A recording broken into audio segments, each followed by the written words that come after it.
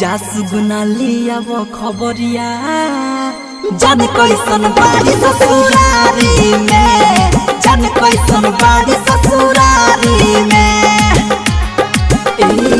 जासुगुना लिया वो खबरिया जान कैसन बाड़ी ससुरारी में, जान कैसन बाड़ी ससुरारी में। कोई हो दीवाना रोवता रोजे दुनू नयनवा उन्हीं के खोजे, कोई हो दीवाना रोवता रोजे दुनू नयनवा उन्हीं के खोजे। जासुगुना ले आवा खबरिया जान कैसन बाड़ी ससुरारी में, जान कैसन बाड़ी ससुरारी में।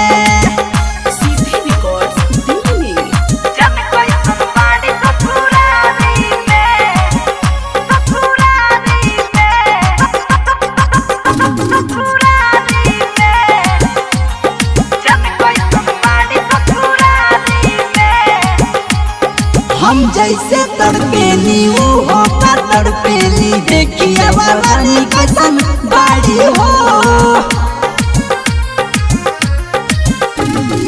उनका बिना नहीं एक पल कटता, कसहूँ जिंदगी जारी हो। याद आवे कह दी हो पहले के बतिया सुतल धकिया कबारी में। जासुगुना ले अब खबरिया जान कैसन बाड़ी ससुरारी में, जान कैसन बाड़ी ससुरारी में। डीजे विकास रीगा सीतामढ़ी। जान कैसन बाड़ी ससुरारी में, ससुरारी में, ससुरारी में। जान कैसन बाड़ी ससुरारी में। जाके सुना दी हाल मोर बता दी हा, चूम लिहा गोरे गाल के।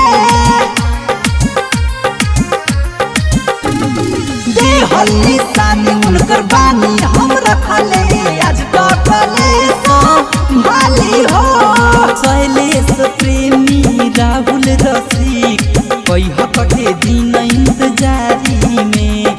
जासुगुना ले अब खबरिया जान कैसन बाड़ी ससुरारी में, जान कैसन बाड़ी ससुरारी में। जासुगुना ले अब खबरिया जान कैसन बाड़ी ससुरारी में, जान कैसन बाड़ी ससुरारी में।